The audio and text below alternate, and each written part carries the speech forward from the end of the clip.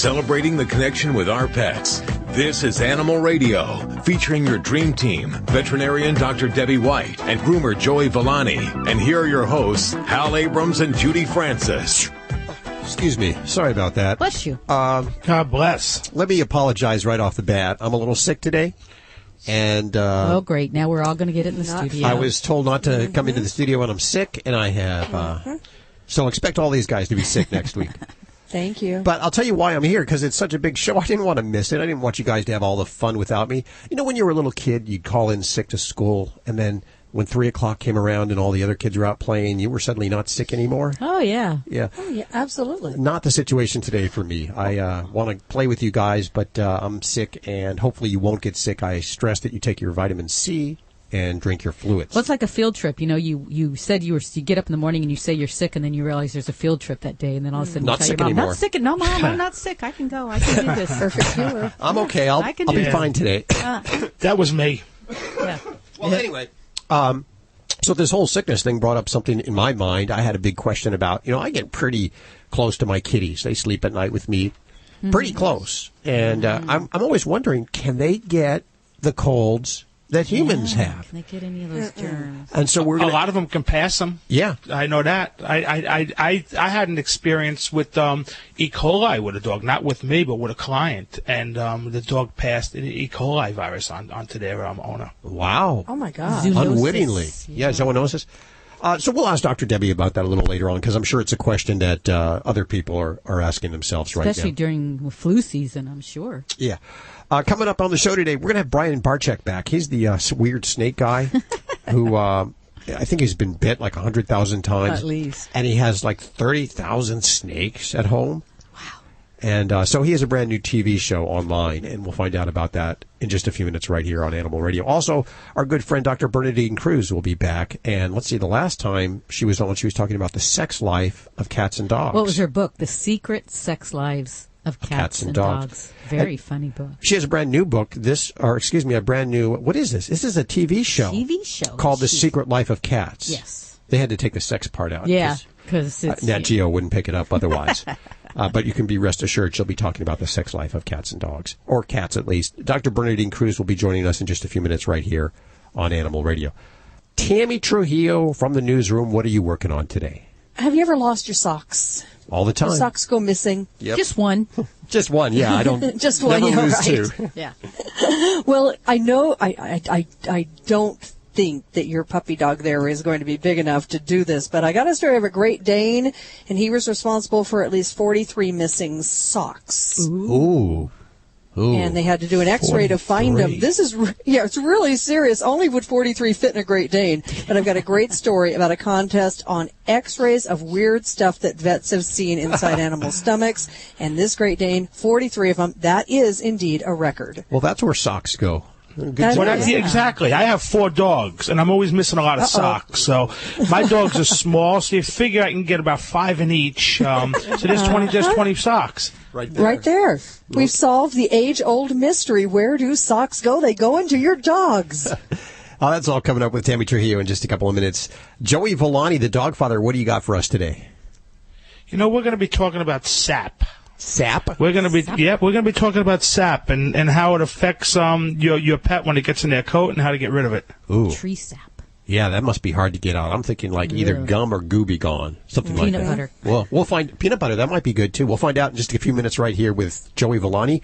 Let's take your calls right now. By the way, you can call in at 1-866-405-8405 with your questions, or you can ask your questions directly from the Animal Radio app for iPhone and Android, and that's a free download. Time for Dueling Debbies. Hey, Debbie, how are you doing? Okay. Just okay. Yes. Well, we hope you're doing better today. What can I do for you? Maybe I'll make things better. In my neighborhood, we have a huge stray cat problem. And I was wondering if there's anything that can be done to keep them out of flower beds. And they just dig them up, sleep in them, use them as litter boxes. Yeah. And that is definitely, I'll tell you, there are some solutions. All of these will be helpful in certain situations, and you might have variable success with them. And as long as there's those stray cats out there kind of hanging out, they are definitely drawn to soil. It's what they do. It's what they nest in. It's what they cover their excrement in. So it is a natural instinct. So that being said, for those who don't want the cats in their garden, we can try some physical things to keep them away and make it less attractive. And there's some other things that we can do. There are some products out on the market that are granules that help to keep the critters out of certain areas. And I can't say I have a lot of success with those. I am a fan of the physical deterrents, things that don't hurt the cat, but make it unpleasant for them to tread in those areas. And one of the great things you can try, and in a garden it'll have a dual benefit, is the motion-activated sprinkler system. Or there's even one that has a compressed air. So when the electronic eye is set off, when the cat or the animal treads in that area, a sprinkler will go and kind of spook them away. So a very kind, gentle way to just get them out of the area. That, and you may even combine that with, if it's appropriate in your garden setting, is to take chicken wire or really close mesh wire and lay that down in the bed of the garden. And they don't like to step on it. It obviously can only be used in certain areas, but if that's appropriate for some of the bulk areas of your garden, it can be a wonderful deterrent to keep them away from there. One of the natural. No, they will avoid the area. So cats, if they wanted to, they could walk on it. It just feels uncomfortable. It's kind of like walking on, waffle wire. It doesn't feel good. It doesn't cut them. I'm talking barbed wire. We're not talking anything like that. This is just chicken wire or some of that, the rabbit fencing, if you will, that'll help to keep bunnies out. So that's something, but you lay it down, because don't just stand it up. They'll just jump right over it otherwise. And then I do have some luck with using citrus products. Just naturally citrus is unpleasant to cats. They don't really like it. They don't want to be around it. So, if you can put some orange peels, lemon peels, and kind of sprinkle that on the perimeter of your garden, it's kind of a natural deterrent that might help to keep the kitties away. And then as far as, I know I've mentioned this before for folks who are having trouble with cats coming near their house, some of the backdoor situations, is that you can actually go to a hunting store and pick up coyote urine. And if you can tolerate the smell of it near your garden, you can treat the area around, and that can help just by signaling that a predator is nearby, and it can deter cats from kind of going in the area. So there's a lot of solutions there. You can try, see what works for you. Certainly is better than clapping your hands and yelling, "Hey, get out of my garden!" Yeah, I wish there was something we can. They're starving, but.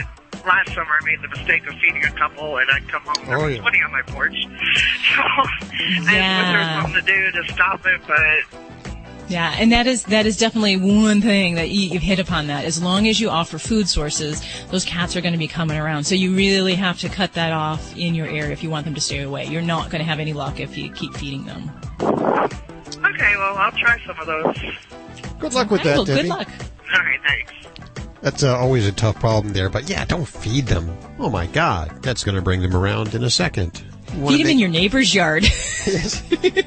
You're listening to Animal Radio. Call the Dream Team now at 1-866-405-8405. I would like to invite you to participate in a brief survey on personal values.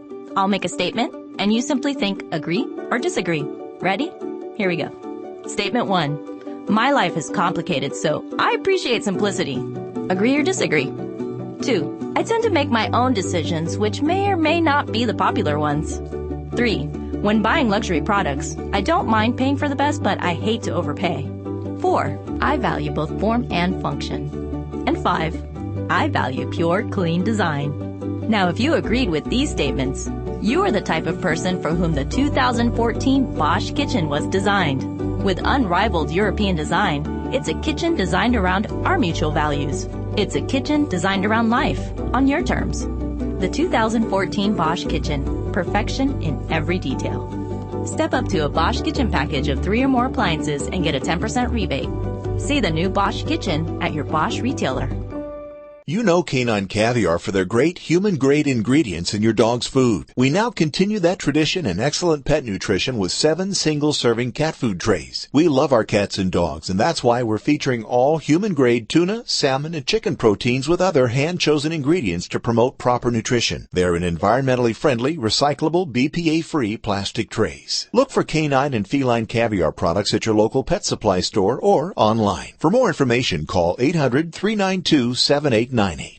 Fido Friendly Magazine presents the 6th annual month-long pet adoption tour, Get Your Licks on Route 66, presented by Ford and Animal Radio, who sponsors Pet Botanics, Canine Covers, Snuggle Puppies, Easy Dog, Pets Best, and Red Barn. The tour travels from LA to Chicago, stopping at shelters to support adoption events. Log on to GetYourLicks on Route66.com to see where the tour stops near you. You might just find your new forever friend. Hi, this is Doug Ray of the Marshall Tucker Band, and forever you'll always be listening to Animal Radio. Keep loving those pets.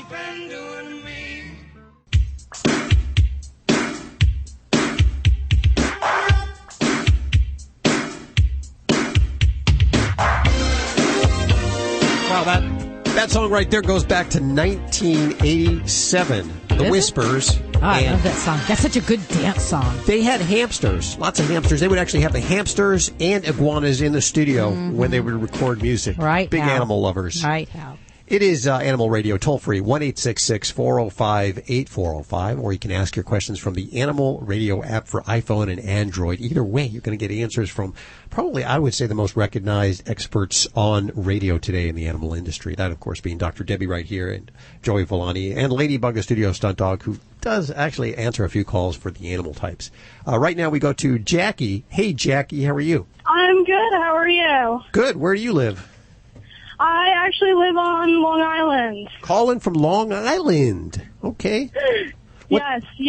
What's going on over there today? Other than it being cloudy, let's see. I have 2 chihuahuas that I am permanently boarding at my residence. Uh-huh. Okay. All right. And the lady visits them, on and off. She's going through some tough times, so... and I noticed that the one likes to not wait for me to take him outside to go to the bathroom. Okay, he's peeing in the house. Yes. Okay. Now, they're normally in the kitchen, and I put down, the little paper towel thingies, and, they're allowed to go in the kitchen. But per landlord rules, no animal defecation on the carpet, which we already have broke that rule. Okay. So, okay. And she actually caught it once, and she goes, "Oh my God, he never does that at home." Okay. Well, it sounds like there's a lot going on in these little guys' life. And you didn't tell me at the beginning, are we male, female? Are they spayed, neutered? They are both, they're both male. I'm pretty sure they are neutered, actually. Yes, they are. Okay. All I got to do is lift up those hind legs and look, and you'll see 2 suckers hanging there if he's not neutered. Yeah, no, they are. Okay. All righty. Yes, they are. Okay. So this is a weird kind of situation. So the owner comes to your home. You are caring for them. What was their home life like before? Well, she left, I think it was kind of like a hoarding situation. And they were living together. She said, "Clean up or I'm out," and she's out. Okay. So I guess what I was asking is, were they crate trained? Did they go outside to eliminate, or did they go inside? I think it was actually never really asked. But I think that they're inside most of the time, and then they took them out to go to the bathroom. Okay. Because this is where we can have some real challenges with house training in an adult or even a puppy.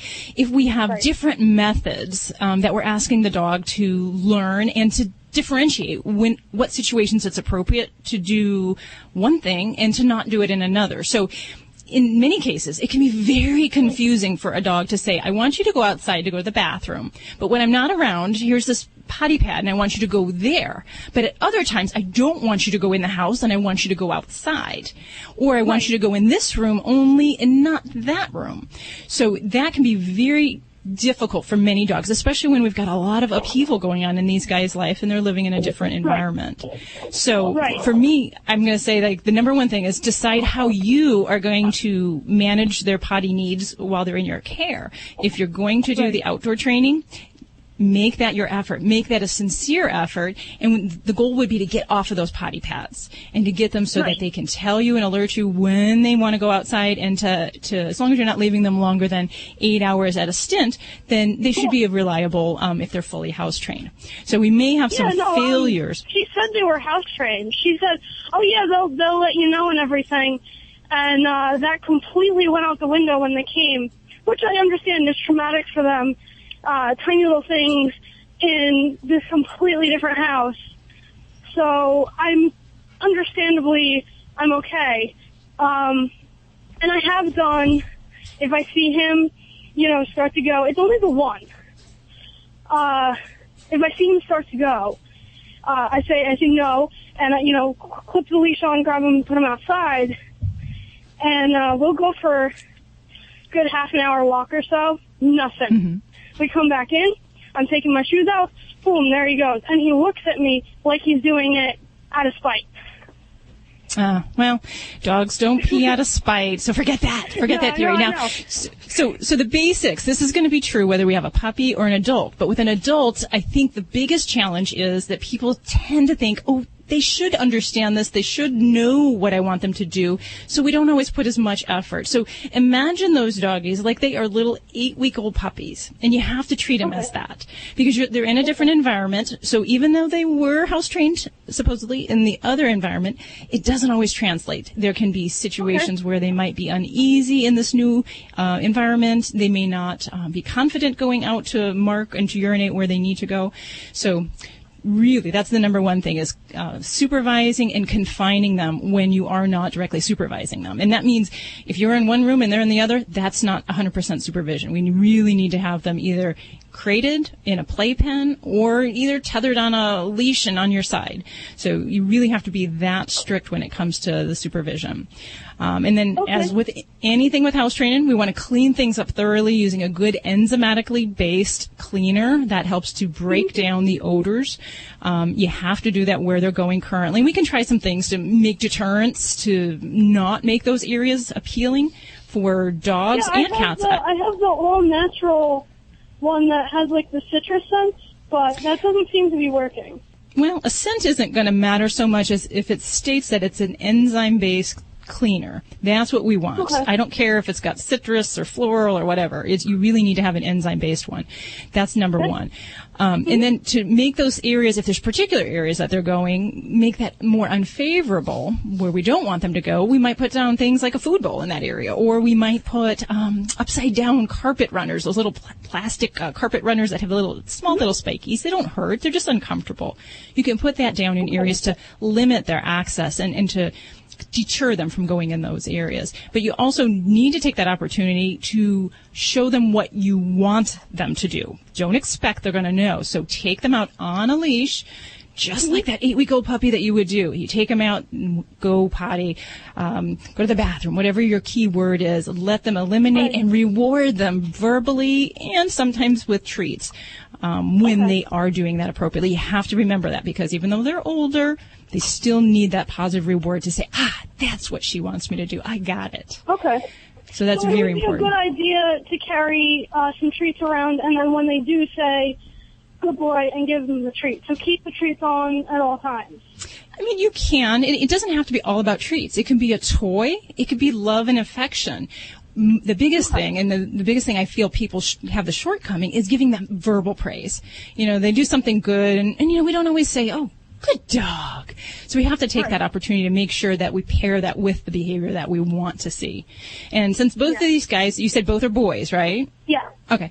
I do sometimes, in conjunction with this whole training, household training, I may use what they call a belly band. I don't know if you've ever heard of that, but it's... Yes.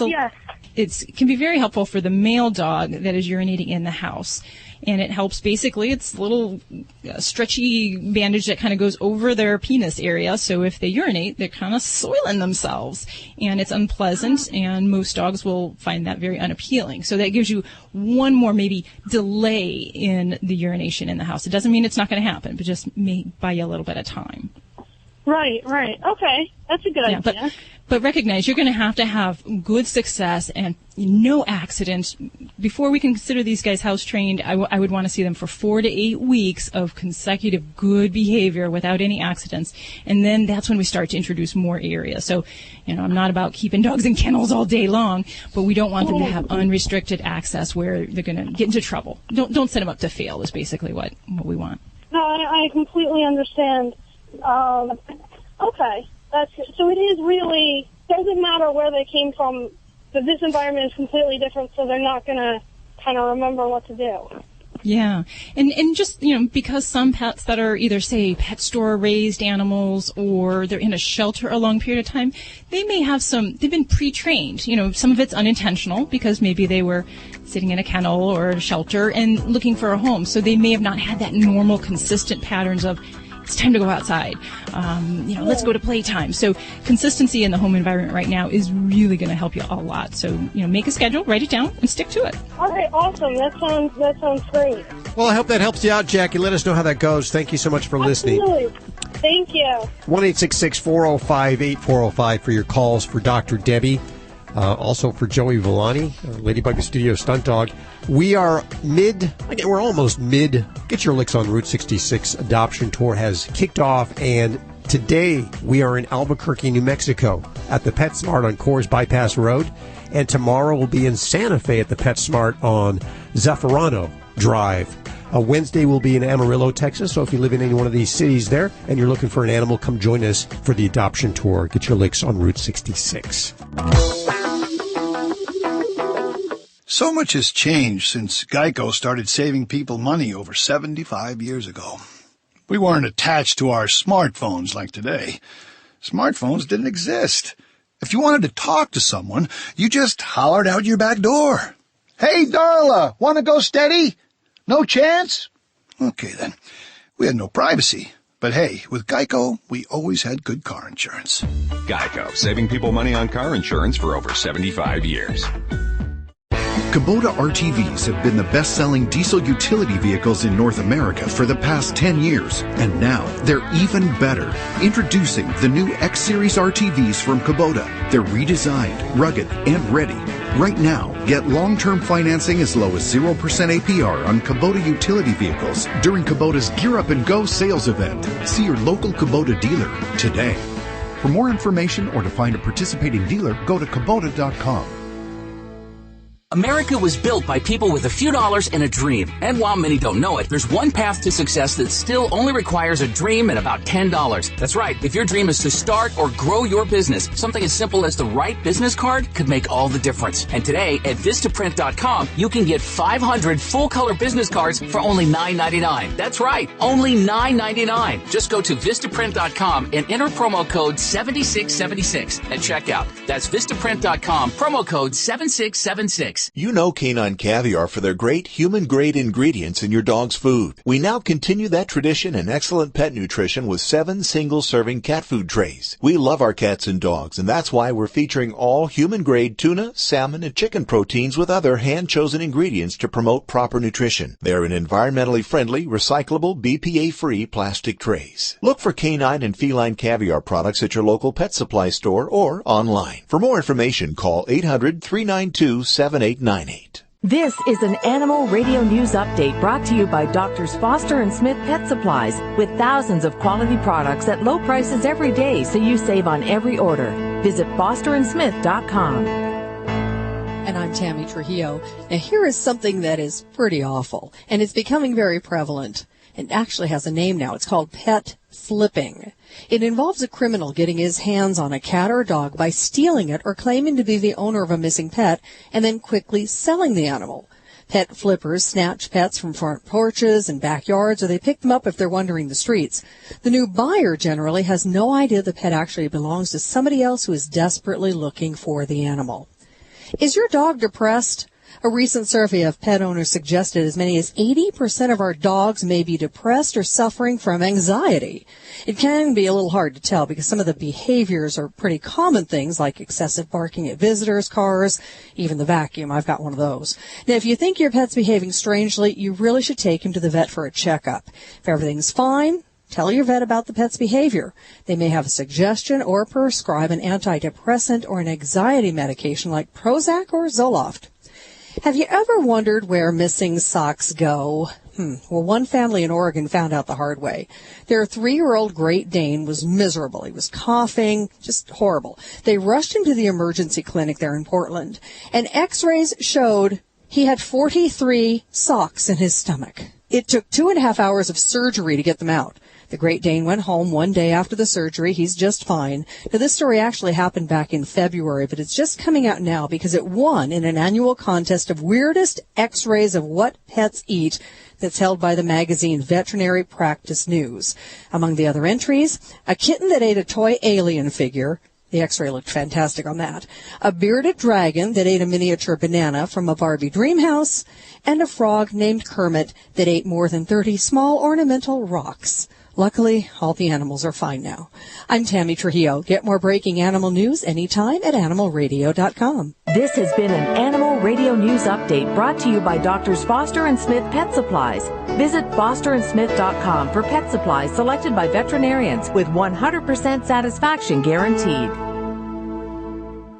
Doctors Foster & Smith, your trusted source for quality, affordable pet supplies. Veterinarian owned with veterinary expertise behind every product. Doctors Foster & Smith has thousands of name brand pet products, including pet medications, all with a 100% satisfaction guarantee. Low prices every day so you save on every order with free shipping on orders $49 or more. Fast service delivered right to your door. Shop online at fosterandsmith.com because your pet's health and happiness come first. Shaquille O'Neal for Icy Hot Advanced Cream. I know all about living with pain. After 19 years of pro ball, man. But now I'm feeling awesome. Icy Hot Advanced Relief is the real deal. Icy Hot Advanced Cream has 2 maximum strength ingredients to last up to 50% longer. Works great on shoulders, backs, knees, even arthritis. Icy to dull the pain and hot to relax it away. Come on now. Advance past pain and get on with living. Icy Hot Advanced. Available in cream and patch. Pain over. Use only as directed. At Stella & Chewy's, they're dedicated to the simple proposition that pets should be healthy and happy. Their commitment to quality starts with their ingredients. Every Stella & Chewy's product is made with raw, naturally raised meat, poultry, or fish sourced from USDA-inspected facilities without added hormones or antibiotics. Unlike commercial pet food, which is one of the most highly processed products on the planet with much of its nutritional value cooked away, Stella & Chewy's dog and cat food is nutritious and delicious. Learn more at stellaandchewy's.com.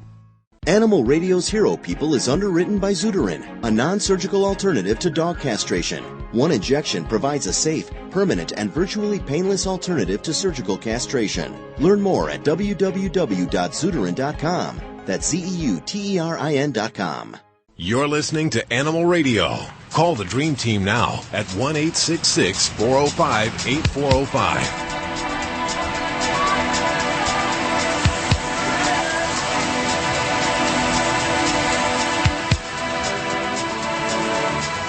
Animal Radio, celebrating our connection with our pets.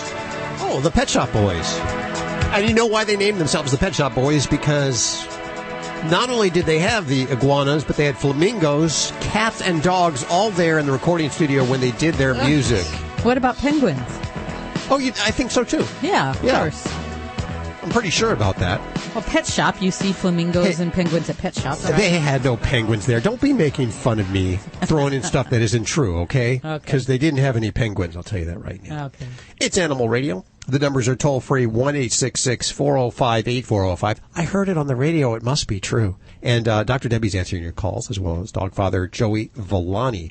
But it is time for our Hero of the Week. And before I start here, I want to tell you once again, if you want to nominate somebody for our Hero of the Week, our hero person, shoot Judy an email. That's your voice at animalradio.com. Is that correct? That is correct. Your voice at Animal Radio. I'm sorry, the cold medicine is just kicking in a little bit. So my feet aren't on the ground. Your voice at animalradio.com.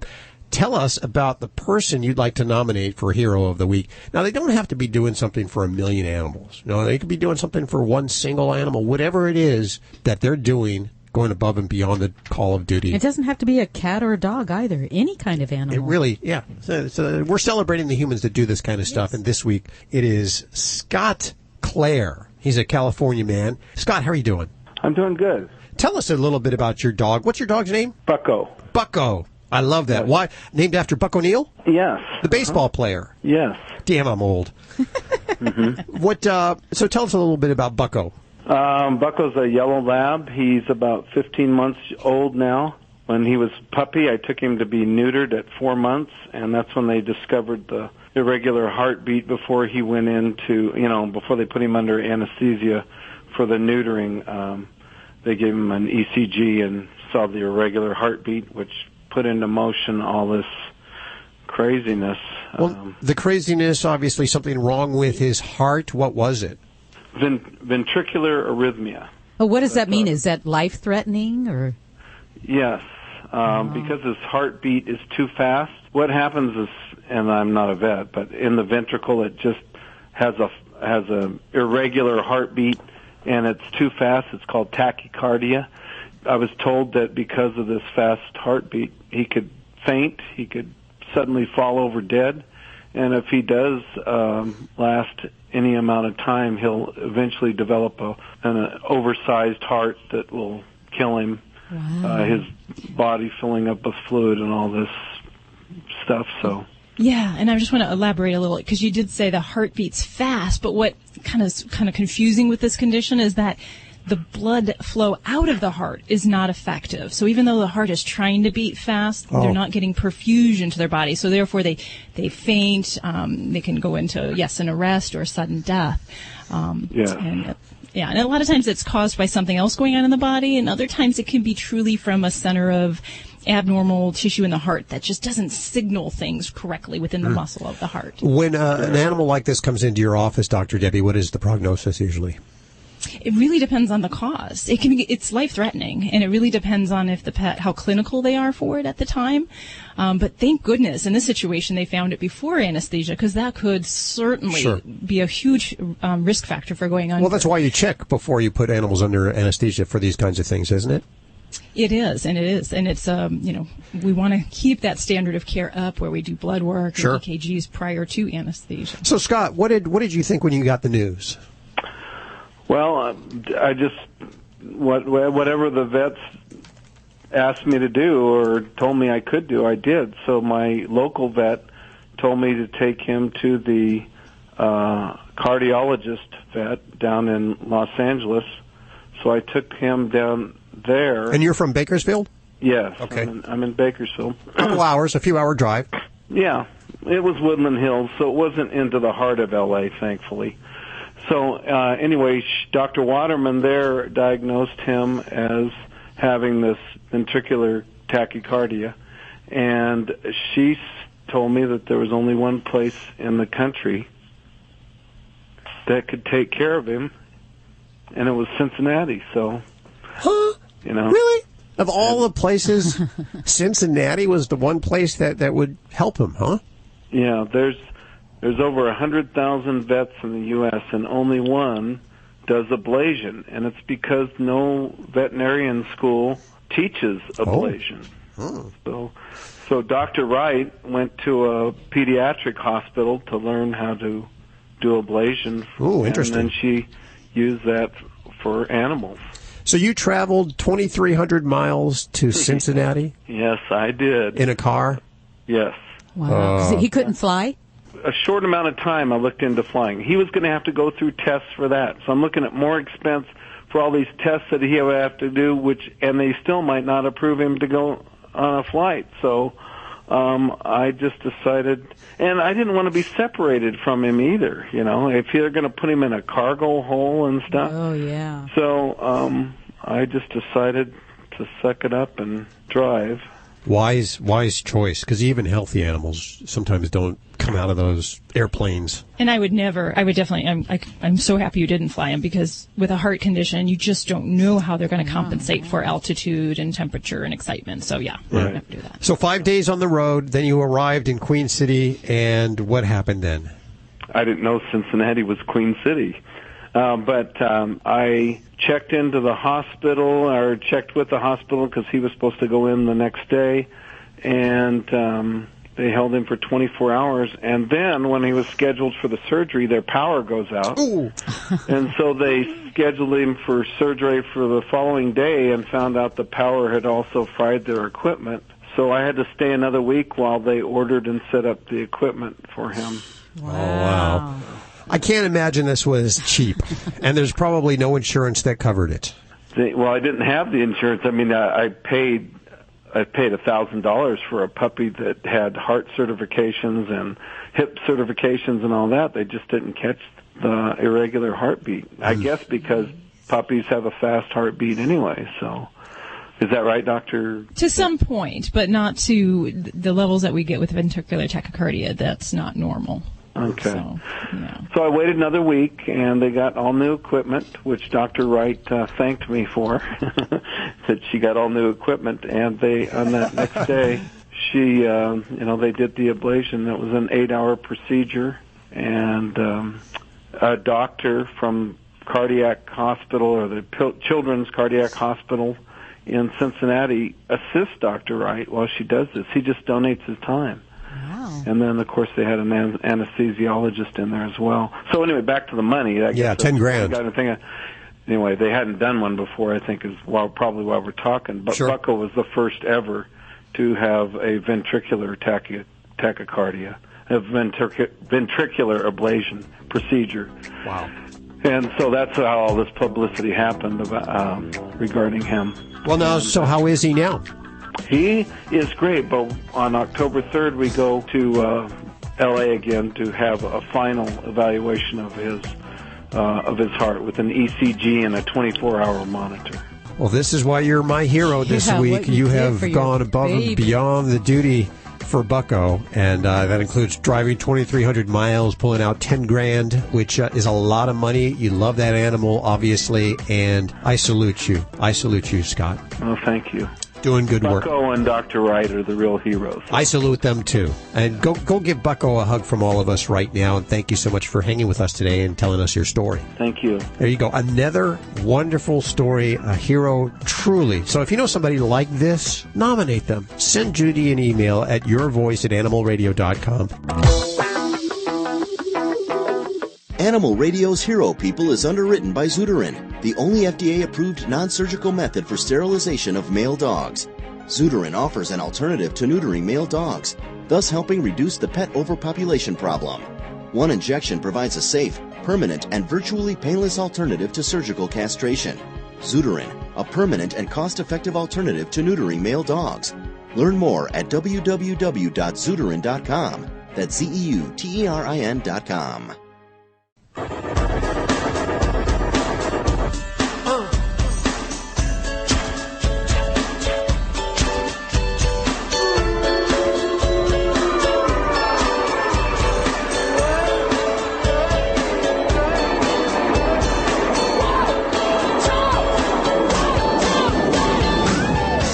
Radio, celebrating our connection with our pets, toll free, 1-866-405-8405. A lot of things going on this weekend, pet-related events all across the country, and as I mentioned earlier, our adoption tour, Get Your Roots on Licks 96. That has nothing, I don't even think any of that was accurate there. It's Get Your Licks off Route 66. I'll apologize now, I have a little bit of NyQuil in my system. Also happening this weekend is the LA Feline Film Festival. Now, we talked, what was it, about a month or 2 months ago with the guy who puts together the cat video festivals, which are amazing. I mean, these things will get thousands of people for sure. Fun. Because we all like watching cat videos, and we all spend hours on that time suck of YouTube. You watch one, and then they show you, well, here's the next one, and the next one. Next, you know, it's an hour, and you've been sitting there watching all these clips. So there's one going on this weekend, and it's the first annual LA Feline Film Festival, and we have Erik Deleo. How appropriate the name, Deleo, like Leo the Lion. Erik, welcome to the show. How you doing? Pretty good. How are you doing? I'm doing well. Actually, it starts at 1 p.m., but that's all right. Oh, okay. There's a little typo right here on the website. But 1 p.m. to 10 p.m., which is like, that would be 9 hours, according to my NyQuil math. 9 hours of videos. Where do you get these videos? Well, actually, it's the Walker Art Center reel that we're showing, the Internet Cat Video Festival. Oh, so is it the same thing that... It is the reel that Will Braden edited this year. Oh, okay. Well, we talked to him when he did. So are you two different companies playing the same reel, or how does that work? Well, my company, Organicat, actually arranged to bring the Internet Cat Video Festival to Los Angeles. Oh. And we branded it as the LA Feline Film Festival because eventually we'll add more content. But for this year, we are using the Internet Cat Video Reel. Well, this is very cool. Now, can you explain why so many people show up for this kind of stuff? I mean, this is really crazy. I mean, more people than show up at a Justin Bieber concert. I'm not sure about that, but, people love their cat videos. Cats have kind of taken over the Internet, so I think it's because it's a social setting. Most people are sitting in front of their computers, whether they're at home or work, watching these things, but... it's in a festival format. People seem to love it. Is it a lot of single ladies that just have a lot of cats that show up for these things? I would call this a cool cat lady festival, not a crazy cat lady festival. Okay. It certainly skews heavily towards women, but guys are coming too. I'm obviously a guy, and I'm putting the thing on, so. It's going to be great, and so it's the festival format works. So 1 to 7 is kind of the festival, and we'll have vendors and food trucks and bands and the whole bit, and celebrity cats like Little Buff there, and Tara the hero cat, who is the cat that protected the boy and attacked a dog. So she'll be there, and then we also have Dusty the klepto cat. Grumpy Cat, I understand he couldn't show up because he had a probation meeting or something like that. Not a lot of people know this. A Grumpy Cat has a big tainted background, as far as I know. I believe he has illegitimate kittens. I've heard. That look nothing. I know nothing about Grumpy Cat's questionable background. Well, this is the first annual LA Feline Film Festival. It's going to be on Christmas Tree Lane in Exposition Park. You can look that up, Google that. All the information over at animalradio.com, or you can head over to the website, which is lafelinefilmfestival.com. You're listening to Animal Radio. Call the Dream Team now at 1-866-405-8405. It's Animal Radio. Dr. Debbie came rushing in this morning. Guess you had some clients you had to deal with. Vaccinations? Oh, I see you were upset about that. What's going on? Mostly it's a matter of making sure our pets get vaccinations. We actually had an unfortunate death this morning from a dog with parvovirus. So, we've seen, I can tell you this month, I've seen cats with distemper, cats with feline leukemia, dogs, tons of dogs with parvovirus. So my message to all our listeners is really make sure if you get a new dog, cat, puppy, or adult, get that pet to the vet within days of getting it. It's so important to have that consultation with your veterinarian. Find out what shots they need. Because unfortunately for dogs with parvo, in many cases, it's just, we get busy. We don't follow what the vaccine protocols has recommended, and puts our pets in risk. So there's no reason that any dog should have parvo if they've been vaccinated. Is that correct? Well, that would be in the ideal setting. But there are certain windows of vulnerability. So a puppy is born with mom's immunity from her. That'll wear off somewhere between about 6 and 16 weeks of age. We don't know when, and we can't predict it. So that's why we boost on a regular interval with puppies and kittens, because we don't know when that goes away. So it's feasible that you can have vaccinations on board and a pet still gets sick, because if they've been in that kind of window of vulnerability. Yeah. How often should they get these vaccinations? The parvovirus vaccination, is that once that they get that? No, for puppies we start as young as 6 weeks, and generally every 3 to 4 weeks. So we do 6 weeks at our office, 6, 8 weeks, 12 weeks, and 16 weeks of age. So the challenge becomes where folks kind of get behind and get busy. So you want to, get that pet to the vet, and really we'll formulate a protocol for you, kind of knowing where your pet's coming into things. Okay, distemper and feline leukemia, is that a once shot, or do they get that frequently? As a youngster, it is going to be a boosting series, also about 3 to 4 weeks apart. Okay. And then when we get to adult series, we kind of get more comfortable. We feel less likely that they're going to have, infectious disease. So we may span the vaccines out to, 1 year every couple years. But as puppies and kittens, it is imperative that you work with your veterinarian, get these kids vaccinated. Yeah, don't space on that. It's so important. There's no reason that, and this puppy that you lost this morning was like 8 months old. 8 months Horrible. old. Horrible. Yes. I need Brandon to cheer me up. Brandon, I hope you're going to cheer me up. I'm doing good. Very good. Where are you calling from? Right now we're on the road coming from Washington. Do you have your dog with you? No, it's a cat. Oh, it's a cat. Okay. Oh, okay. Yeah. So what's going on there, Brandon?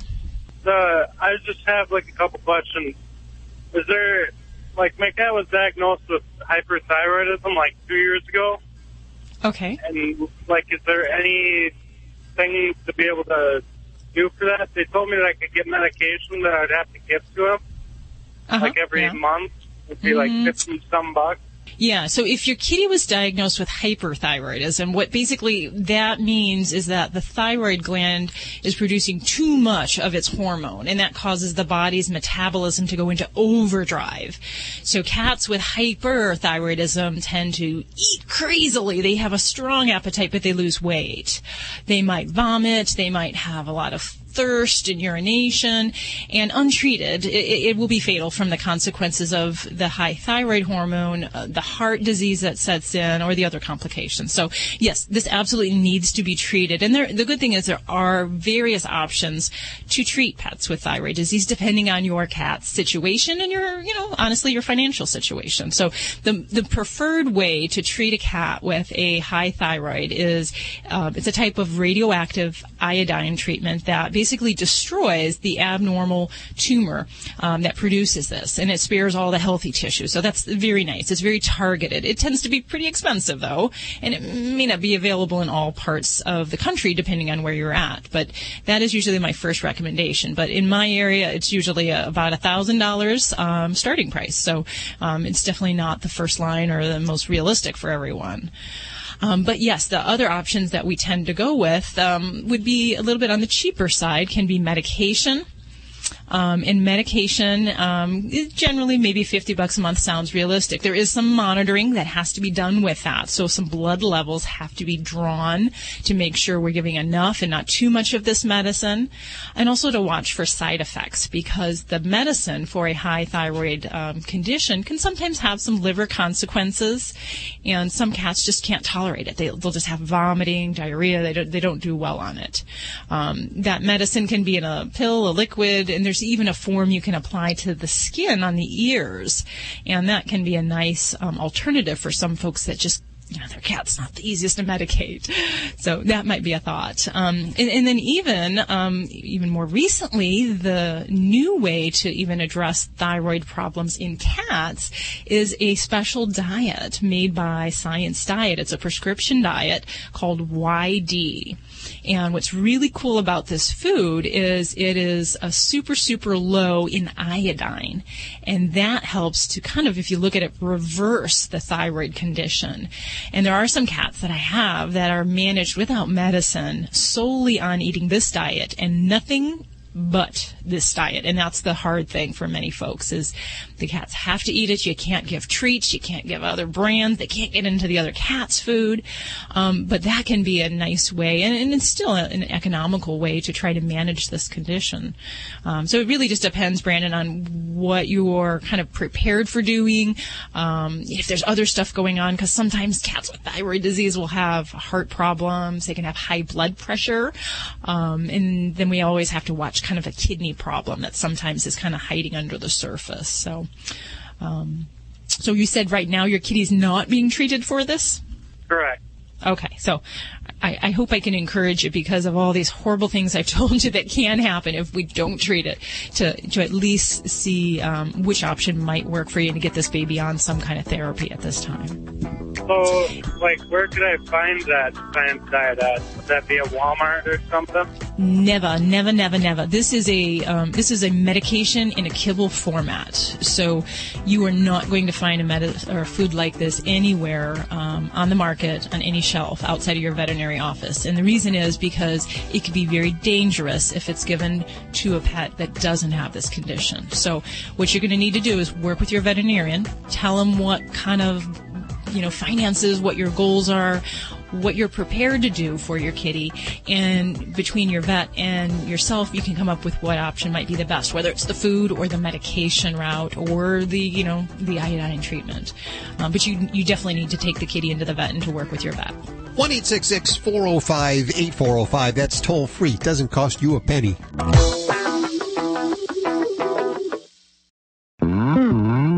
Celebrating the connection with our pets. This is Animal Radio, featuring your dream team, Veterinarian Dr. Debbie White and groomer Joey Villani. And here are your hosts, Hal Abrams and Judy Francis. And Judy continues to book an amazing show this hour. We will hear from Brian Barczyk. We had him on before. He's a snake guy. He had that Snake Bite TV.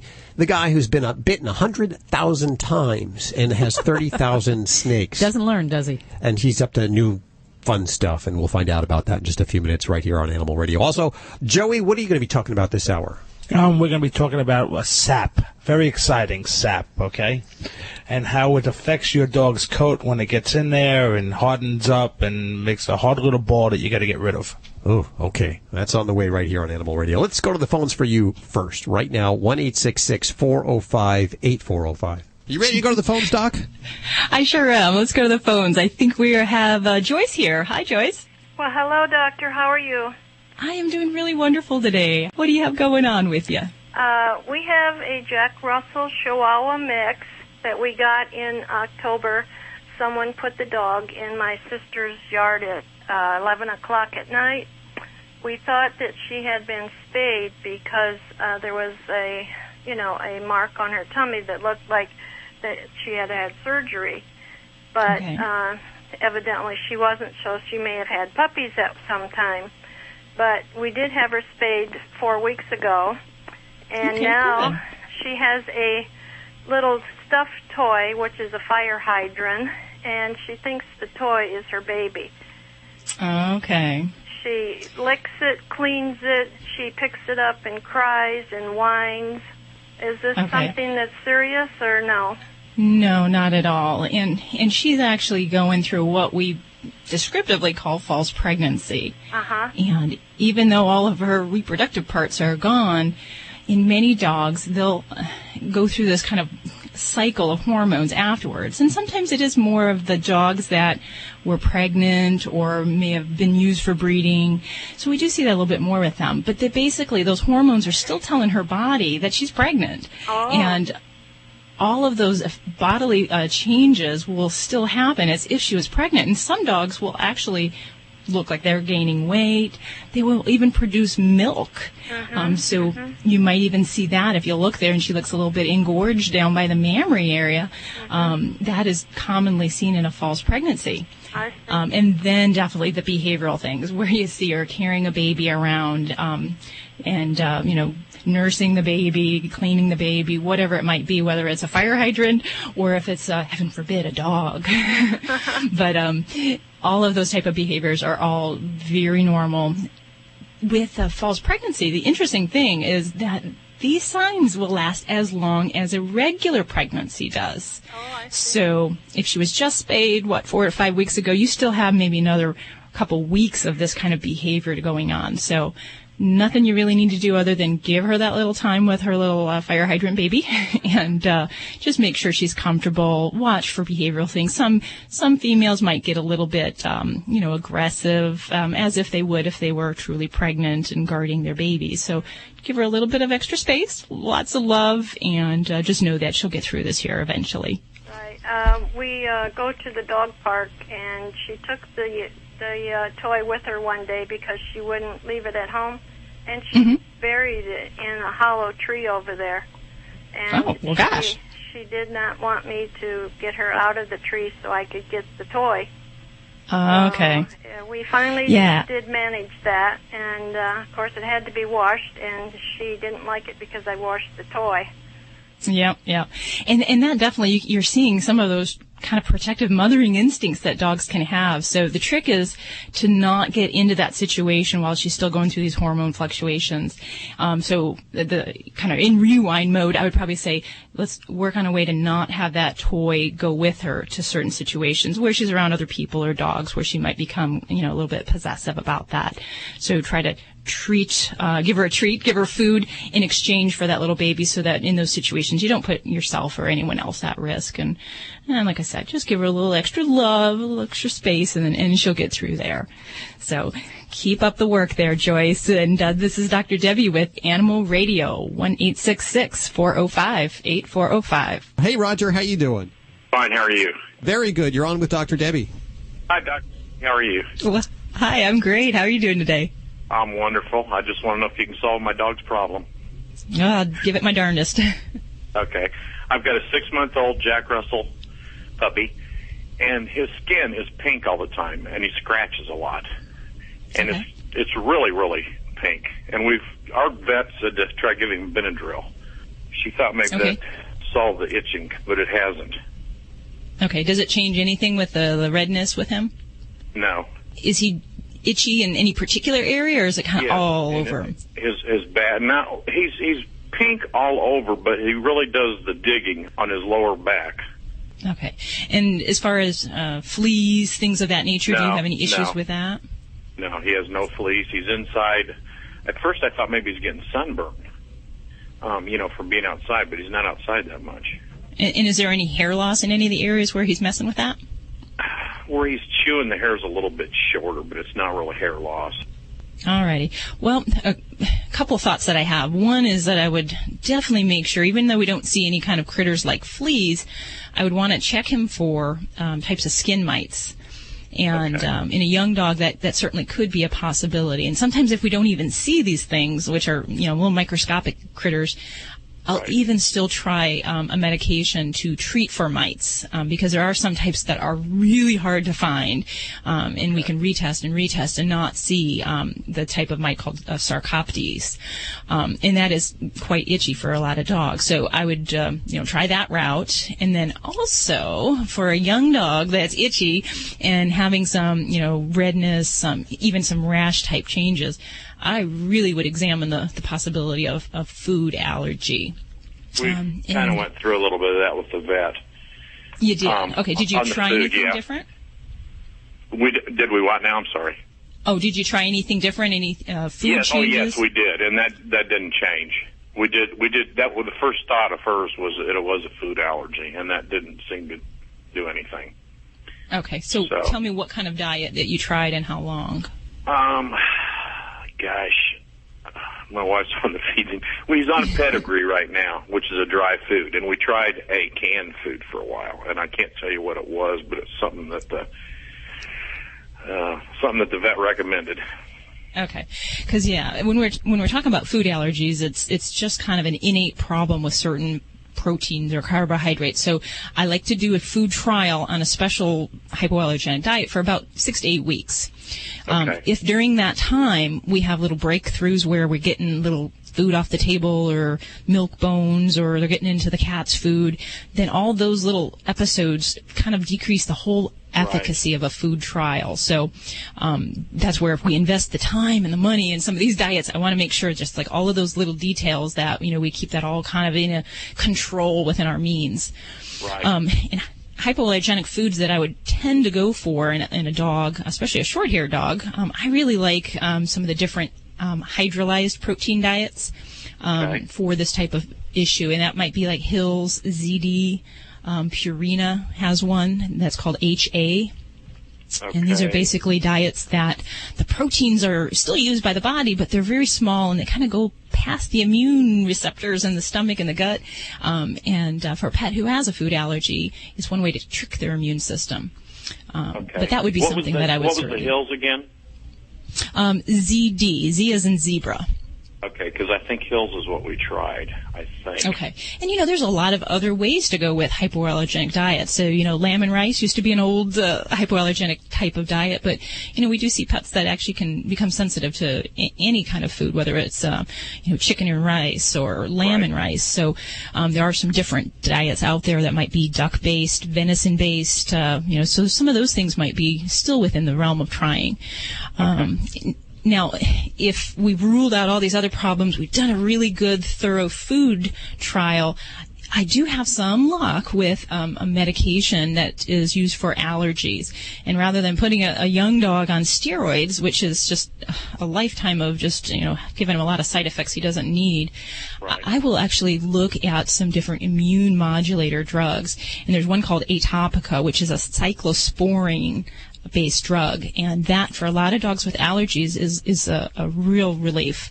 But that's kind of a secondary level. So I'd try that food first, and then maybe see about trying some Atopica. Okay. Could we do the food and the skin mite medicine maybe at the same time, just to? Yeah, and that would definitely be a good way, because it takes a little time even for the mite treatments to see a benefit or a change. And I definitely, if you have the opportunity, I would have your veterinarian take that skin scraping and look at it just to make sure, even if they've done it already, because it's just a basic when it comes to something like this, and we want to go down that right path. So I think that's really important for you there. Would one of our dogs have mites and the other one wouldn't? You could have that, yeah. And some dogs will have mites that are actually adult dogs that aren't around other dogs, and their immune system just isn't quite the same. So that is a possibility. Some types of mites are very contagious to other dogs, and others are kind of more of an inherent problem for a particular animal. So check that out and see how that skin works out. Hopefully we get that scratching under control. This is Dr. Debbie with Animal Radio, 1-866-405-8405. Animal Radio is underwritten by Natural Balance Pet Foods, the finest food and treats you can buy for your pet. No matter which formula of Natural Balance Pet Food or solution-oriented treat you choose, it will truly be the food for a lifetime and a treat to treat 'em right. Visit naturalbalanceinc.com to learn more. Hi, I'm Jimmy Van Patten, and I'm here to talk to you about our solution-oriented treats for cats and dogs. Natural Balance Pet Foods offers several nutritious treat formulas with tasty solutions for pets. Our treats feature unique ingredients like venison, duck, and salmon, accented with cranberries and pumpkin, and offer grain-free options. At Natural Balance, our philosophy is to provide pets and their owners the food for a lifetime. Natural Balance treats truly treat them right. For more information, visit naturalbalanceinc.com. Geico presents Fan Mail to a Pig.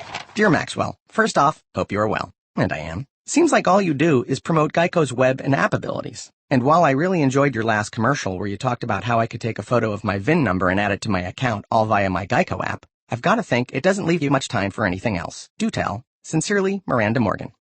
Well, Miranda, thank you for asking. And this Geico spokespig does have time to do other things. For instance, I do love VIN scanning to add a car. Just a tap away on the Geico app. America was built by people with a few dollars and a dream. And while many don't know it, there's one path to success that still only requires a dream and about $10. That's right. If your dream is to start or grow your business, something as simple as the right business card could make all the difference. And today at Vistaprint.com, you can get 500 full-color business cards for only $9.99. That's right. Only $9.99. Just go to Vistaprint.com and enter promo code 7676 at checkout. That's Vistaprint.com, promo code 7676. Everything you love about fall in one mug. Hey, I'm Eric from Sam Adams.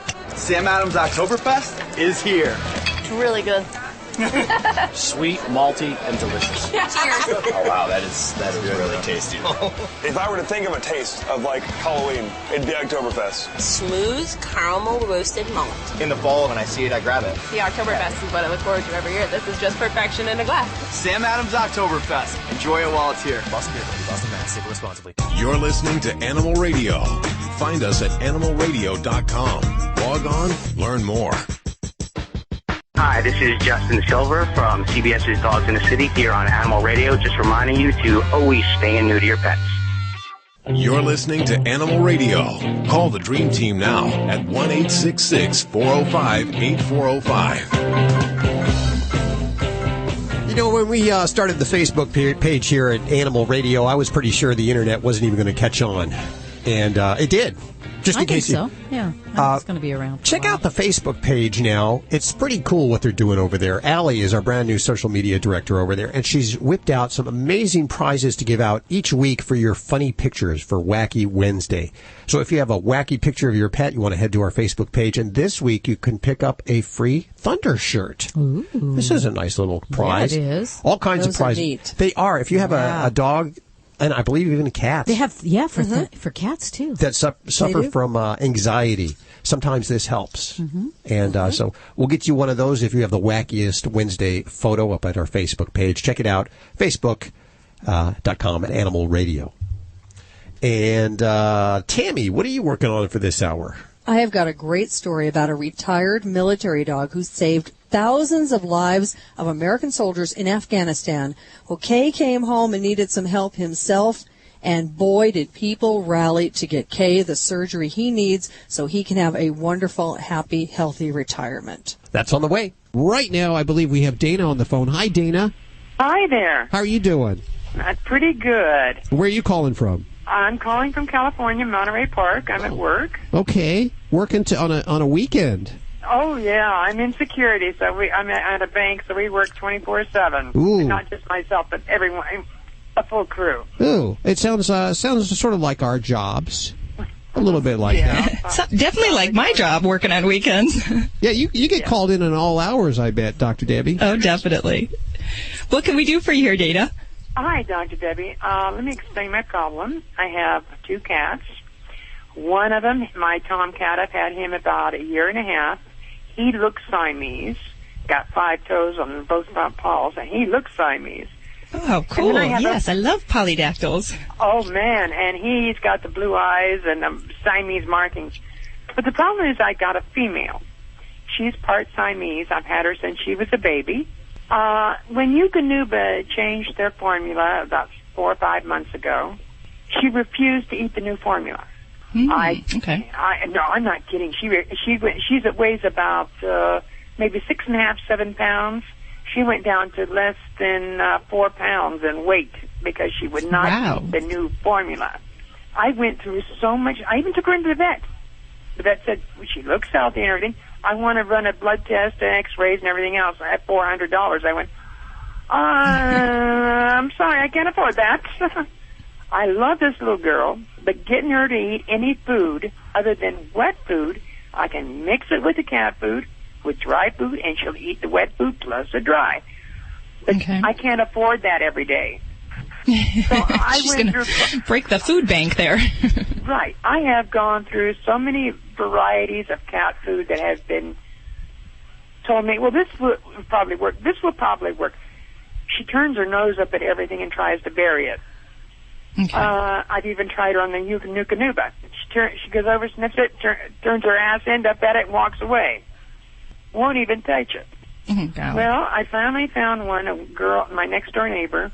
Her sister lives in Arizona, and she gave me a website called Call of the Wild. Well, they sent me some 4 or 5 sample packets. And in one of the sample packets, they had called chicken soup. Okay. I put a little bit down. My tomcat, he sniffed that, stopped, and he started eating it. I figured, okay, if he'll eat it, she's got to eat it. Wow. Isn't that like kitty crack, pretty much, Doctor? I want to take her, and I love her, but she's a fluff ball. She only weighs actually about 7 pounds in full weight with the fur. And I can't get her to eat any dry food. I don't know what to put down. I don't know if I can put something on the food to get her to eat it. Hell. Okay. The big question I'd have, I know you said she dropped some weight, but at her current weight, what does your veterinarian say? Is she in a healthy weight? Do they say she's underweight? No, she was fine on normal weight. When I had her, when she was eating, she was normal weight, about 7.5 pounds, maybe a little bit overweight, but nothing major. You know what I mean? Okay. She's very active within the house. But I'm talking about the weight loss is when she wouldn't eat. She dropped down to less than 4 pounds. Okay. She wouldn't eat anything but unless I put wet food down for her every day. Yeah, and I don't know that.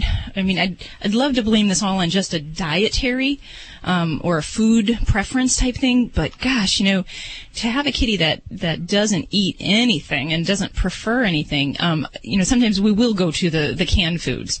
But, I know you have some reservations about doing some testing, but it might really be prudent to do some basic things.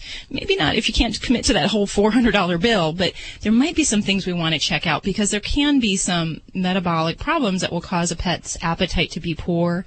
They can actually have low-grade gastritis or stomach upset from some conditions. So you might, if I could encourage you to do that, that would be, I think, something very good. Now, if we just talk about diet and what things we can use, if a kitty is this picky and their teeth are healthy and we don't see any bad teeth, any infection in the mouth, then I would definitely say, well, throw up the hands. If we won't eat dry regularly, let's try some of those canned varieties. Some of the gravied ones will be a little bit more favored by some cats.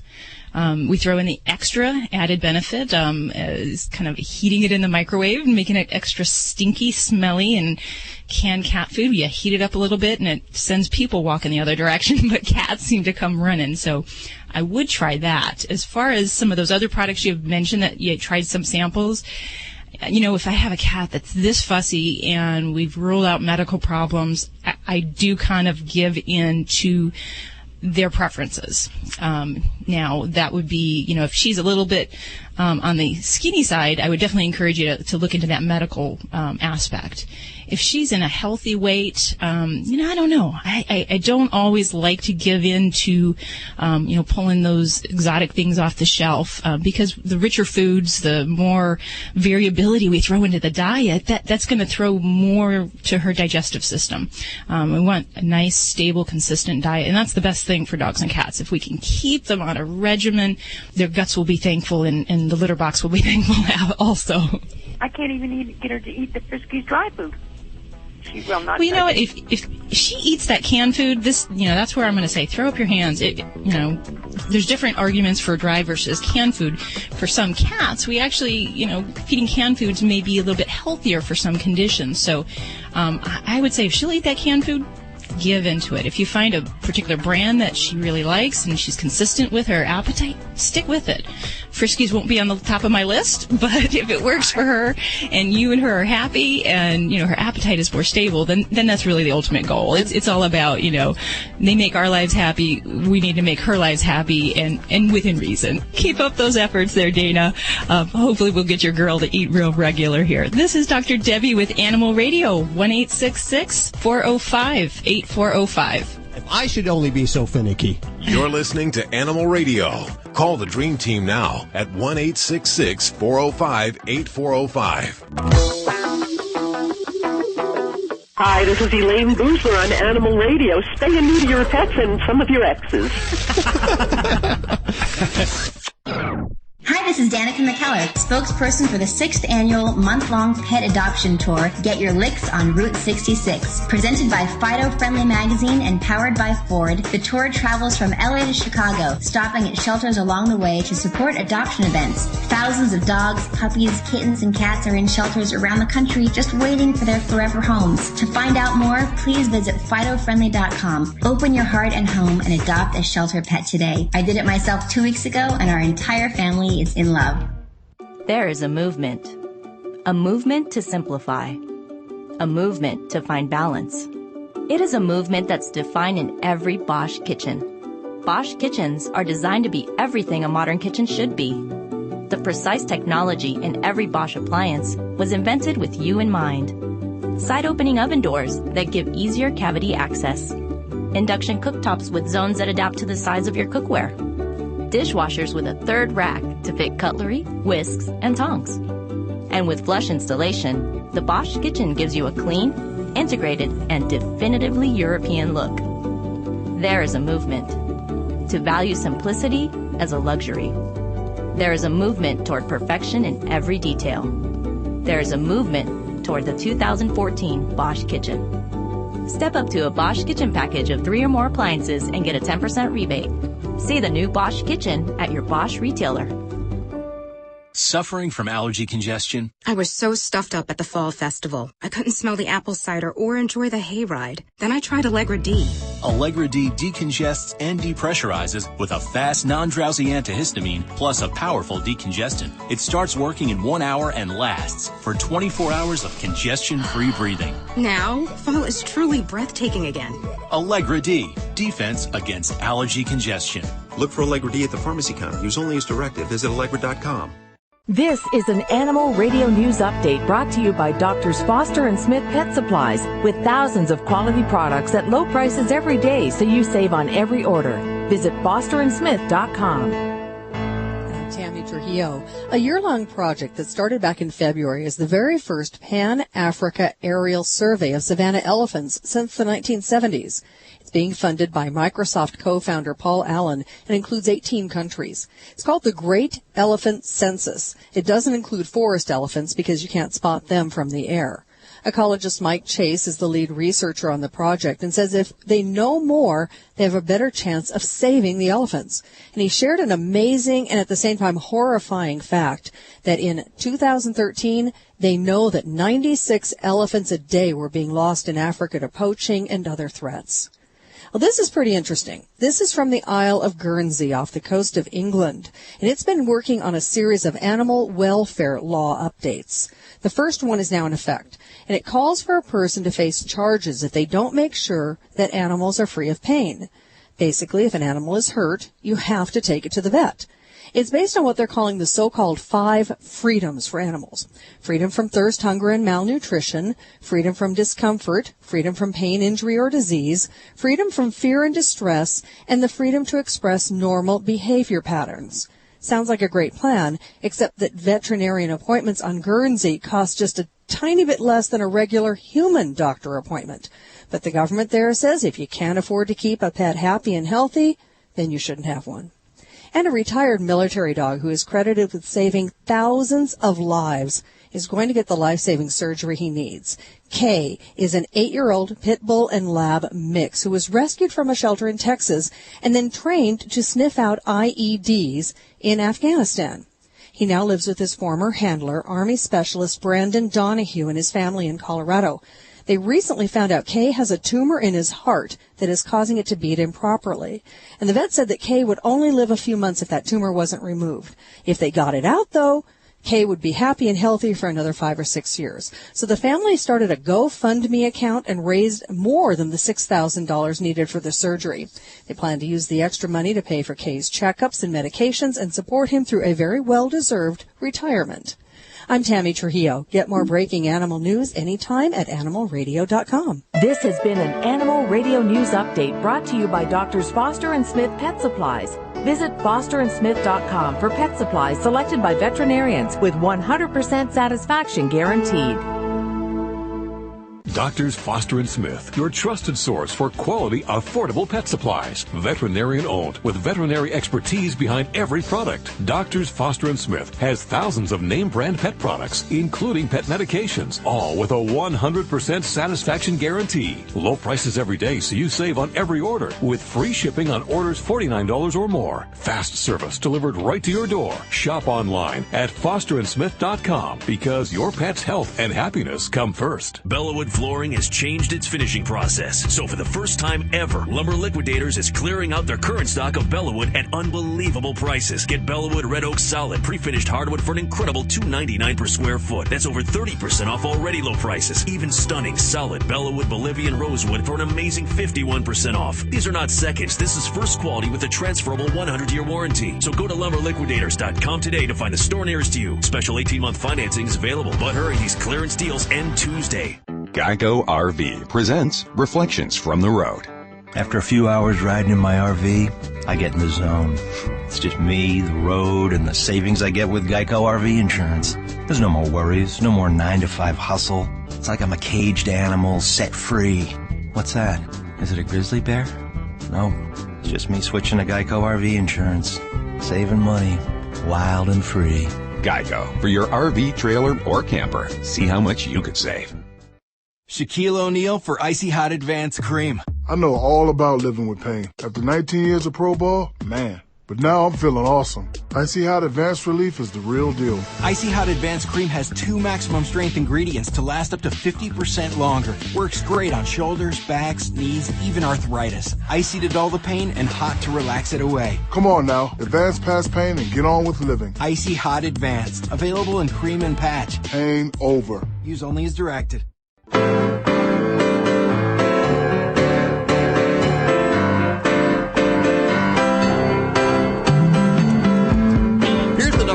Free 1-866-405-8405 to reach out to the Dream Team. Dr. Debbie, your dog father Joey Villani. And don't forget, you can ask your questions right from the Animal Radio app for iPhone and Android. That's brought to us by Dr. Foster's and Smith. And also, listen to past shows if there's a favorite show that you liked. Or maybe Joey Villani said something and you couldn't believe he actually said that. You can actually go back and listen to it again and then use that in court when you're testifying. So that's the Animal Radio app. It's a free download. I was just asking. I was just wondering. You know who we have back on the phone? This is his second appearance on Animal Radio is Brian Barczyk. He's the snake guy. Remember he had the... Oh, yeah. Lives like with a million different snakes. At least kind a million. Weird. Yeah. And it's pretty cool. Don't think he had a girlfriend at the time, but we'll find out if that's changed. I don't know. Girls like that. Do girls like snakes? I don't know. I do. What? I do. Do you? You like snakes? Oh, God, I think they are so beautiful, yeah. Hey, Brian, do the girls like it? I tell you what, there is no doubt that there's a whole contingent of reptile groupies out there. So, but I'm married for 25 years, so I wouldn't know anything about that, right? No, what is your wife? Right answer. Yeah, that is the right answer. What does your wife think of all the snakes? You know, she's actually done it full time with me for the last 25 years, and quite frankly, she doesn't get the obsession. You know what I mean? She thinks they're cool, but she's not a snake person by any stretch. But she does come to work every day and works with snakes. So she thinks it's a cool ride. You know, I mean, it gets us to travel the world and meet cool people and do cool things. And so she puts up with it. I wouldn't say she's passionate about it. Let's put it that way. Well, it pays the rent. At least now. Does pay the rent. Yeah. So are you just into snakes, or you got the whole reptile thing going on? You know, I have the biggest affinity towards snakes, but I'm an animal guy all around, you know. I mean, and I do a bunch of different reptiles. I've got gators and lizards and all kinds of different stuff like that. But I'm more of a snake guy per se. But at the same time, I literally do animal adventures around the world. Just last week we were messing with snow leopards and cheetahs and penguins. So I'm an animal nut when it comes to it, really. Well, that's why we got you back on the phone, is because you have a new thing you called Animal Bites TV, and I'll talk about it in just a second. But I want to remind listeners, since we have new stations, all of you listening in St. Louis, this guy's been on before. The last time he was on, he told us that he had 30,000 snakes and that he had been bit 100,000 times. And he blames his mother. Wait, how many? How many times? 100,000. 100,000. When do you stop counting? Yes. Well, yeah, exactly. The thing that's funny is I just went through a really bad rash, physical rash, but a bunch of events where I got bit in the face about 5 times in the course of about a month. And that's rare. I don't get bit in the face very often, but it just seemed to be targeting my nose lately. So it happens. It's just all part of the gig, I guess. And again, you blame this all on your mother. It's always the mother's fault, right? It's got to be. I've got to blame it on somebody. And who else? I always tell any parents out there listening, let your kids get a snake as a kid and get it out of their system, or they're going to end up with 30,000 snakes. I get it. So your mom said no, and that meant go out and get the snakes, right? Exactly, right, exactly. And now I'm on a mission to prove to her that I can have snakes. Oh, boy. Tell us about your new adventure, Animal Bites TV.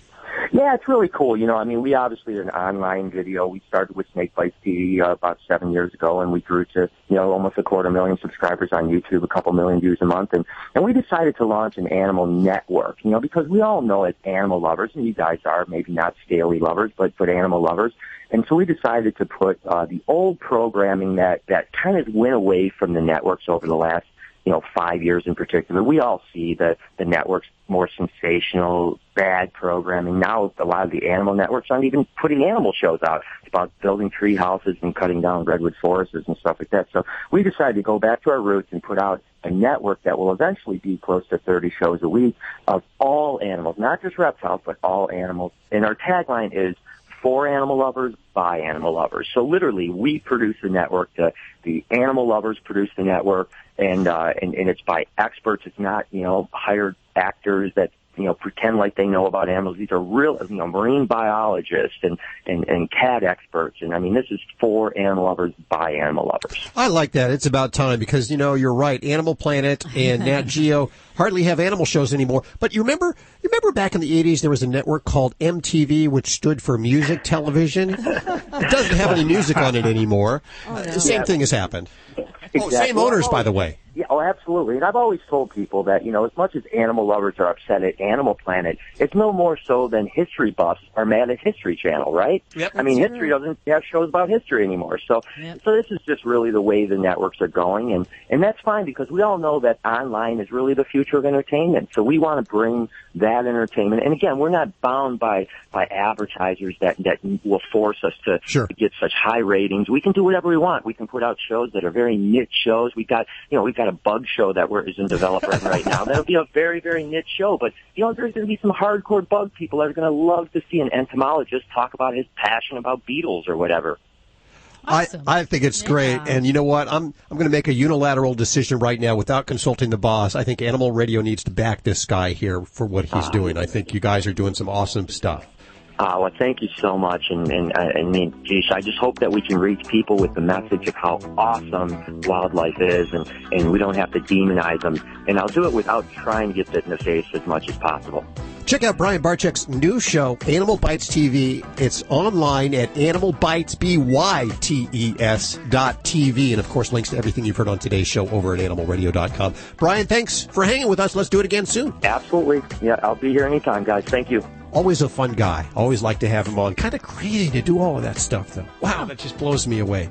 100,000 bites. Oh, 5 in the last month in his face. He's got to be like immune to that stuff. Yeah, I guess he probably has all that venom in him anyway. It doesn't affect him.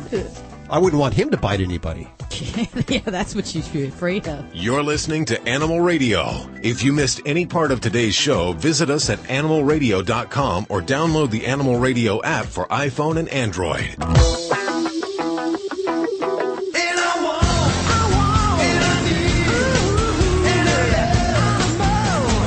Vinny Penn, your party animal, coming back at you. One quick question to throw your way. Whatever happened to the doghouse? And I don't mean the sofa after you've had it out during dinner over what you were going to watch on TV that night. Not that doghouse. We all know that doghouse is alive and well. A buddy of mine just bought a new place. We're visiting him this past weekend. He takes me out to show me where Thor's room is.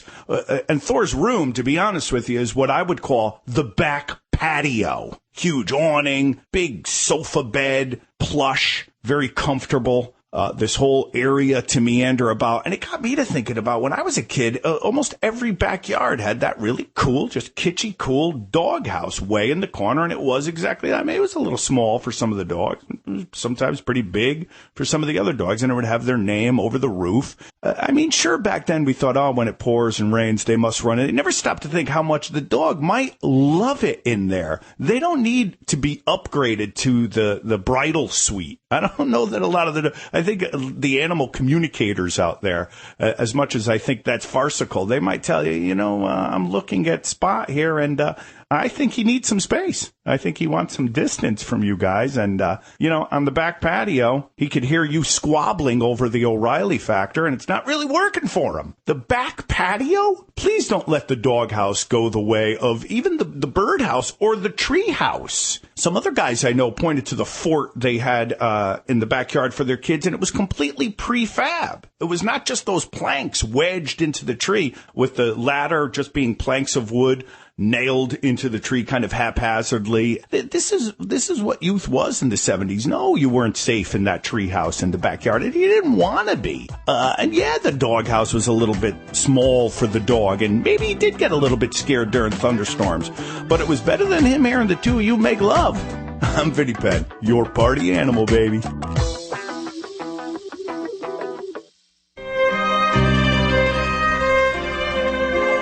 Yes, it's true. Very, very true. Just got off the phones. We're giving away all kinds of great stuff at our Facebook page for your wacky pictures for Wacky Wednesday. So if you have a wacky picture of your pet, be sure to upload it at our Facebook page and be qualified to win one of our great prizes. This week it is a Thunder shirt we're giving away. And it is time for Joey Villani, the Dogfather, brought to you by Stella. I need that thunder shirt. You do? Yes, for me, actually, when because I hide under the bed. Let me tell people about Stella and Chewy's real fast. They are underwriting this segment of Animal Radio, and they have the brand new size of raw frozen dinners, the Chewy's Chicken, the Simply Venison, the Stella Super Beef, and the Duck Duck Goose, and the Phenomenal Pheasant. You can pick up one of these little 8.5-ounce pouches with 6 small patties inside and try all of the different flavors wherever Stella and Chewy's is sold. Thanks, guys, for underwriting Animal Radio. There you go. Now, Joey Villani. Joey Villani. That's a new name. I just need a new name. Villani. There you go. Villani.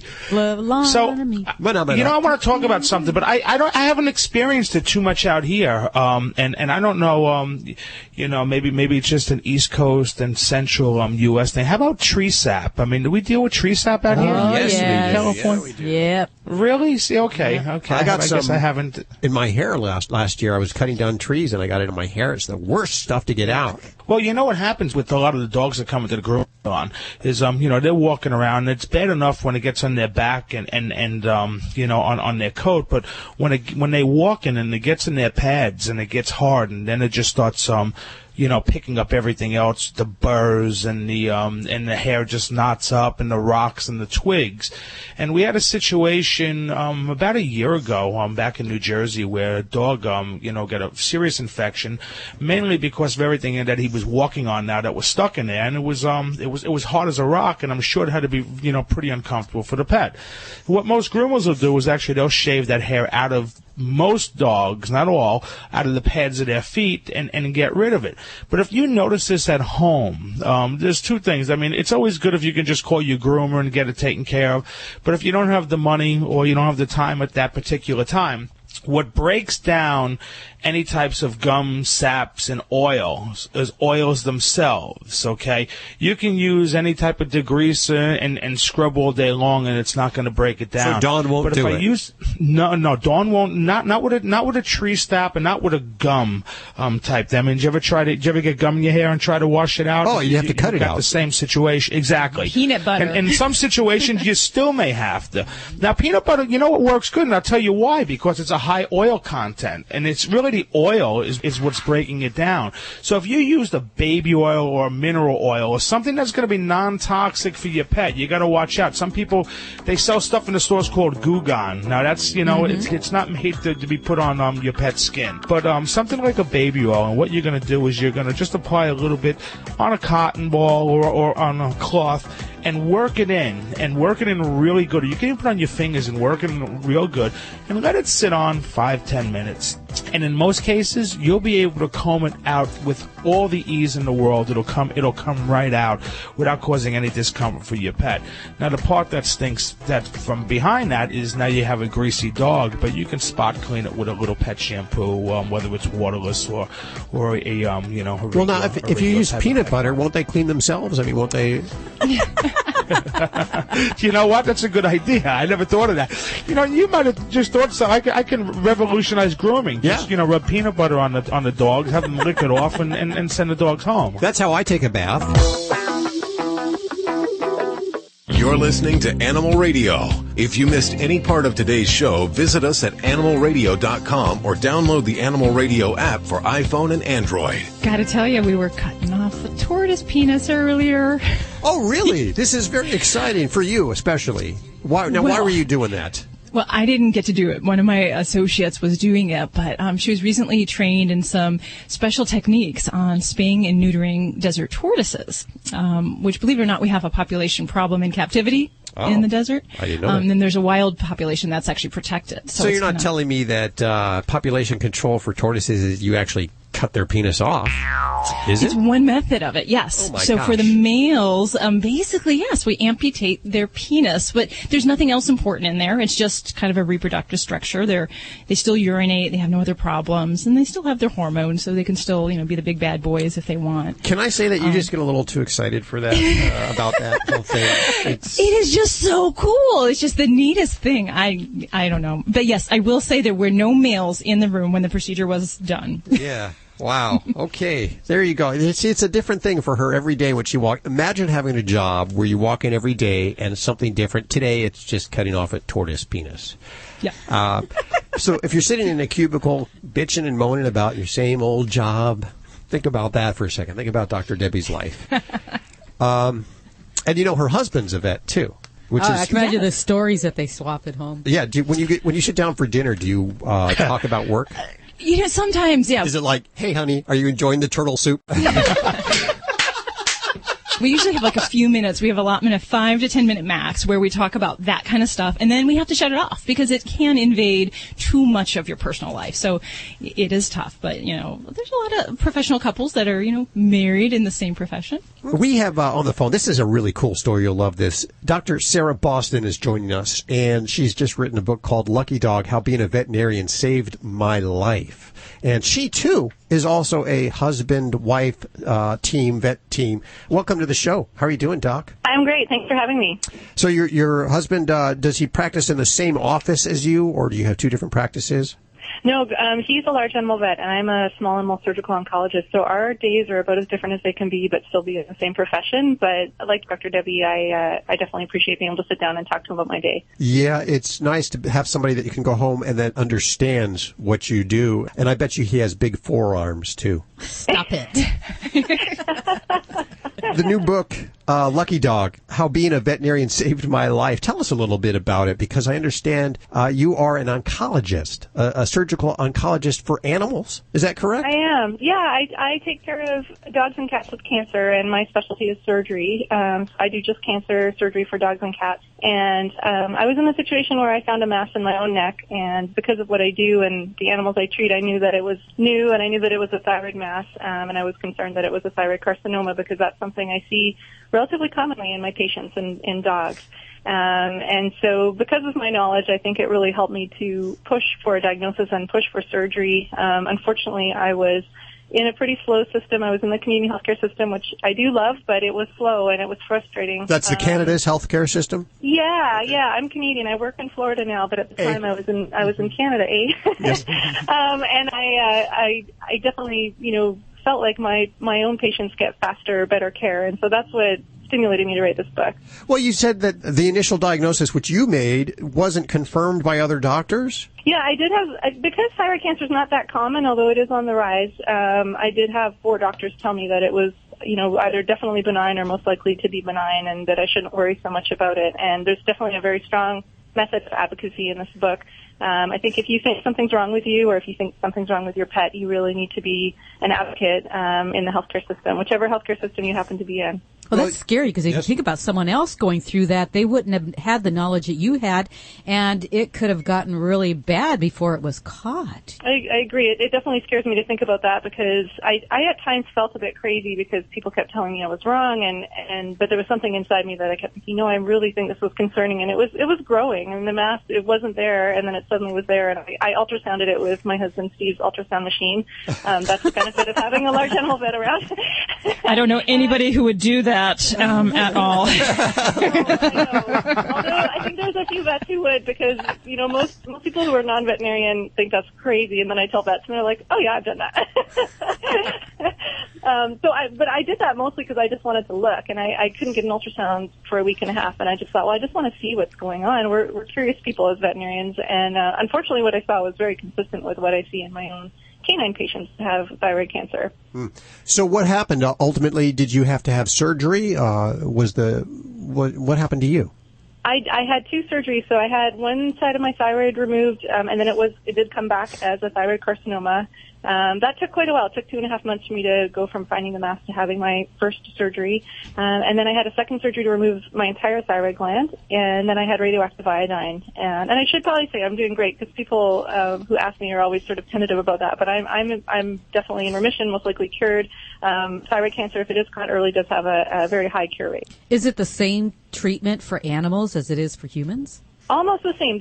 We do the thyroidectomy, so very similar surgery. So the surgery that I do all the time is the surgery that I had myself, which was very trippy. We don't tend to use as much radioactive iodine in dogs, though. So that is a difference. Tell us about the animals you have at home. I have a dog, Rumble, who's on the book cover. He is a rescue dog from a shelter in Florida. We call him a Florida brown dog. His mom was an Australian healer. We don't know what his dad was, but probably a shepherd. He's wonderful. And I have a rescue cat who was going to be an anatomy cat, but he was too sweet for that, so he ended up coming home with me. So just one cat and one dog right now. That sounds good. Well, let's go ahead and give out a couple books. We have 3 copies of your books to give out. It's called Lucky Dog, How Being a Veterinarian Saved My Life. If you're not lucky enough to get through, head on over to your bookstore and ask for it or order it on Amazon. Lucky Dog, How Being a Veterinarian Saved My Life by Dr. Sarah Boston, who's joining us. A very encouraging book that will really teach you to be your own advocate and your animal's advocate when you go to the vet, because no one's going to take care of your animal as well as you.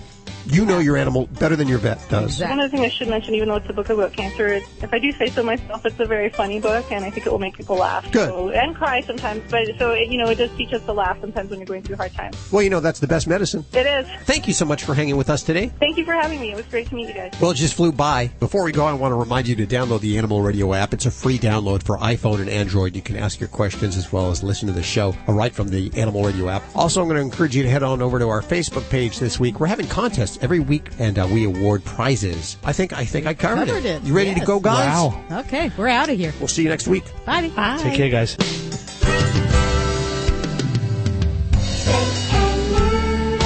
Always adopt, don't declaw. This is Animal Radio Network.